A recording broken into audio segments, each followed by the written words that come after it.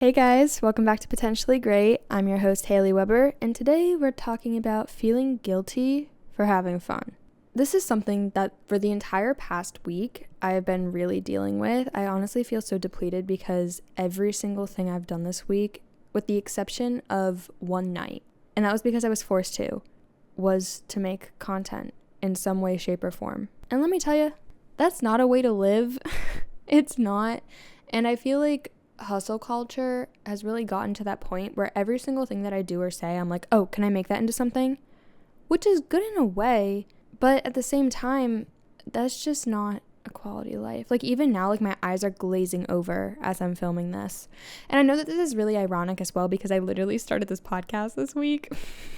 But we're going to ignore that fact and we're going to dive deeper so that I can figure this out because I feel drained. So I hope that your face was washed at some point today. I hope that you're feeling good in what you're wearing, and I hope that you're staying hydrated. Let's get into the episode. So like I said, this past week has been a form of hell that I'm going to be honest, I've experienced before. But it's one that I would prefer not to experience because it's one where I typically end up sick in the end because I've been in such a negative energy for so long that my body is just over it. I love making content. I love creating and doing literally something with every single moment of my day. But when I'm not giving myself breaks to do things that aren't for hope of career potential, like I can feel my body overheating right now. My mindset has been so negative all week. I've honestly hated myself so much this week. And like I want to clarify, like I do love myself and all that, but I have all of these feelings of guilt over doing anything that isn't a potential career, especially in a week where I just came off of having a 3 or 4 day vacation, which was nice. But even at the vacation, like I was doing stuff for my career. I was filming and I was submitting auditions and doing all that jazz. And I was also feeling guilty because I wasn't vlogging it. There's a whole cycle going on, if I'm being honest with you. But beside the point, coming off of a vacation like that obviously kind of puts you into, I have to create every single second of the day to make up the time that I lost, which I know isn't a healthy mindset to have because I can't just force myself to do something at every single second of the day because then that leads to burnout. But at the same time, I'm like, I need to get this stuff done regardless, so I'm going to get it done regardless of what time I go to bed. It's 9 p.m. right now, and I'm so looking forward to just getting in my bed and just shutting my eyes because I have to work at 8:30 a.m. tomorrow. Hooray. It's fine. Also, I don't want this episode to just be full of negative energy, so I'm going to shake that out of my head real quick.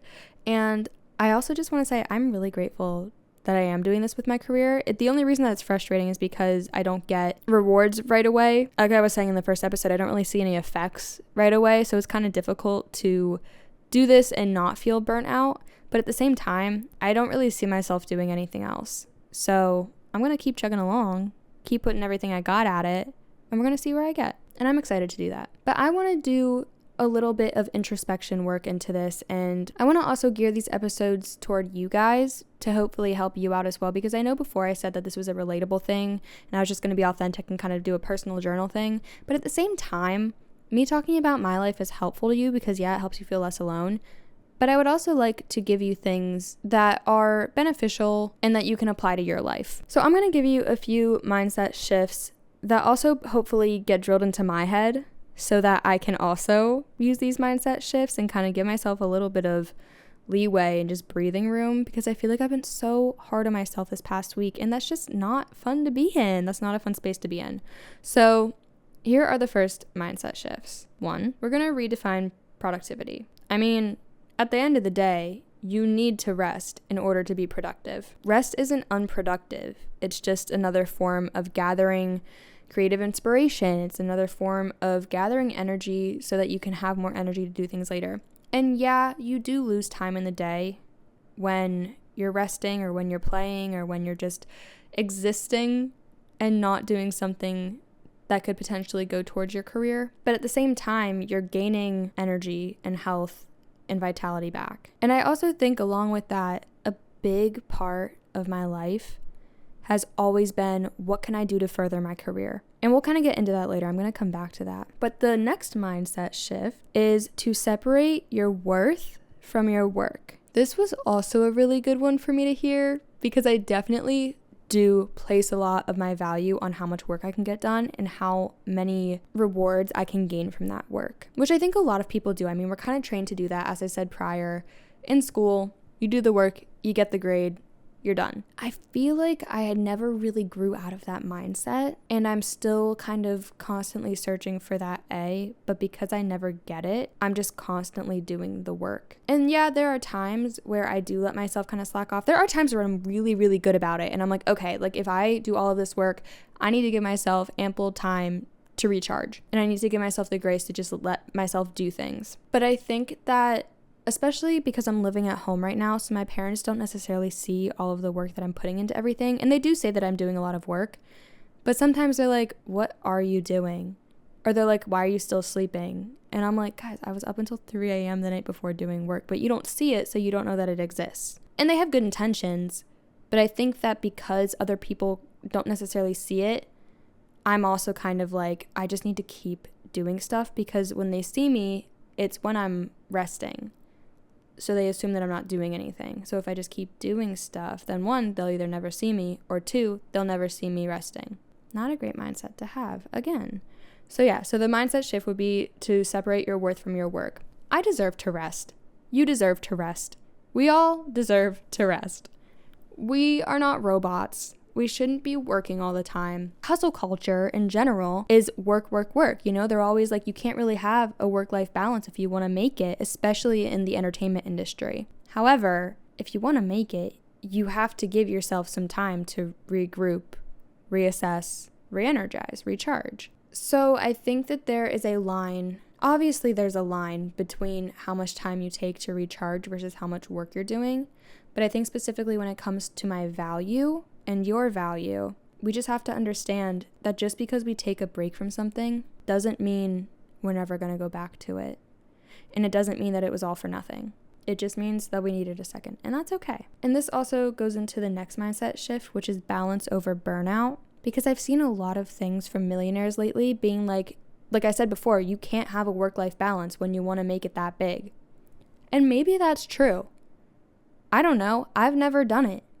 These are people who live their own lives and forge their own paths, and whatever worked for them might not work for me. I think that the big issue is balance over burnout, but it's also being aware of the negative space that you might be in and putting a step forward to getting out of that space, because that is when you start enjoying the busy life and hustle culture and all that stuff. I also just want to go into a mental habit real quick, is also just noticing the inner critic inside. Obviously, you have to be conscious of your inner voice and how you're speaking to yourself.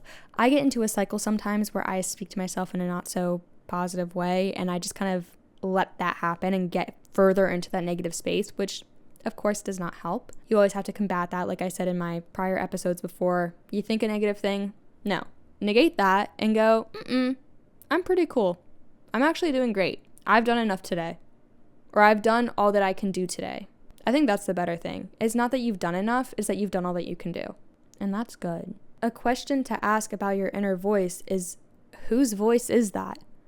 Because I'm going to tell you right now, it's not yours. Whatever negative inner voice is looping in your head being like, why aren't you doing work right now? You're not good enough. You haven't done enough to be able to give yourself time off. You should be doing work right now. You're missing opportunities. You're missing deadlines. You're doing all this stuff. I mean, don't miss deadlines, but you know what I mean. A lot of the time, the voice isn't ours. It could be our parents, our peers, our teachers. One of the ones that I thought of recently, capitalism. You're hearing it all the time on social media. For me, personally, as being in the entertainment industry, wanting to be a musician and an actress, I constantly hear the stories of people being like, you have to sacrifice hanging out with people.